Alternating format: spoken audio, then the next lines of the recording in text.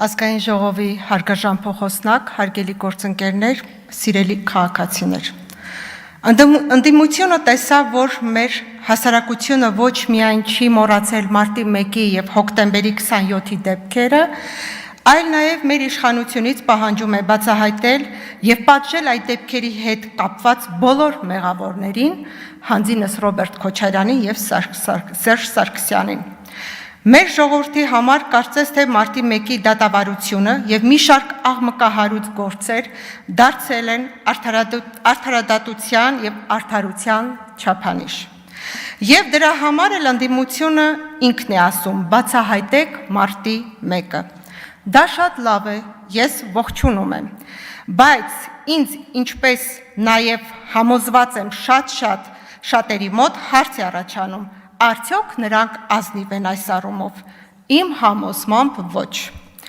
Իսկ ինչու իրենց կառավարման տարիներին իրենք չբացահայտեցին մարտի 1-ը, չէ որ այն մեր պատմության ամենաամոթալի էջերից մեկն է,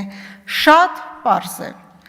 Սիրելի ժողովուրդ, այդ ժամանակ Սերժ Սարգսյանը երկրի վարչապետ էր եւ բնականաբար ինչ-որ ձև առնչվում էր այդ ամենին։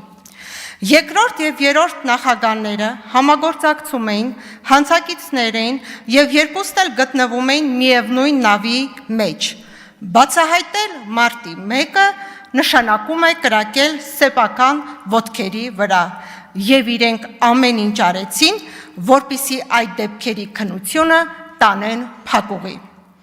Մինչ բացահայտումից խոսելը, սիրելի ժողովուրդ, պետք է մի կարևոր հանգամանք ընդգծեմ։ Մարտի 1-ի ցերեկվա ժամը 2-ից արդեն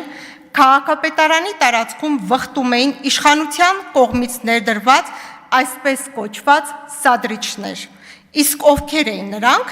Նրանք քրեաօլիգարխիայի կողմից ստեղծված հատուկ խմբեր էին, բանդաներ, եւ հենց այդ բանդաներն էլ մեր երիտասարդներին տարան կրակի բերան։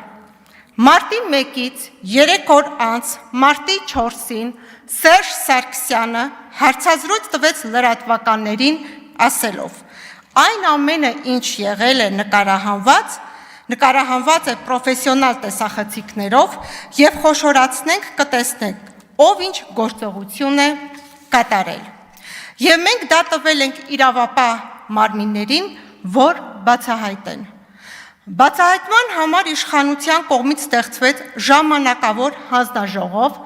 եւ երբ հանձնաժողովը մոտ էր մարտի 1-ի բացահայտմանը եւ արդեն իսկ բացահայտել էր, իշխանությունը անմիջապես ինչ-ինչ պատճառներով լուծարեց այդ հանձնաժողովը։ Սերժ Սարգսյանը այդ ժամանակ քննչական խմբի ղեկավար Վահագն Հարությունյանին հանձնարարություն տվեց, որ շատ արագ բացահայտի մարտի 1-ը, եւ ինչ եղավ, 6 ամիս հետո Վահագն Հարությունյանը զեկուցեց, որ իր մոտ հրավիրել է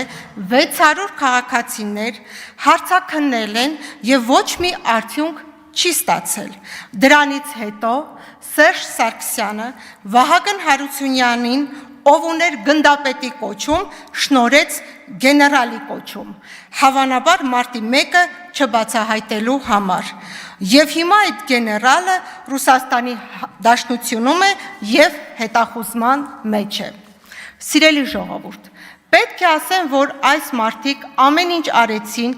որպեսզի այդ դեպքերի քննությունը տանեն փակուղի։ Փաստեր կոծկեցին, փամփուշտներ փոխեցին, երկրից մարդիկ հեռացան։ Իրեղեն ապացույցներ, օրինակ, արգրավեցին մարտի 1-ին գնդակահարված Գորգլոյանի իրեղեն ապացույց բաճկոնը, արգրավել են քննիչները, սակայն իրական գործի նյութերում այն չկա եւ անհետացել էր։ Այդ ժամանակ անգամ մարտի 1-ից չէին խոսում ու մտածում, անգամ չցավակցեցին զոհվածների ծնողներին, ուր մնաց բացահայտեն։ Եվ ի վերջո նրանք թարմ հետքերով չցանկացան բացահայտել մարտի 1-ը, որովհետև նստել էին այն ճյուղի վրա, որի վրա նստել էին մյուս ոճրագործները եւ այդ ճյուղը երբեք չէին կտրի։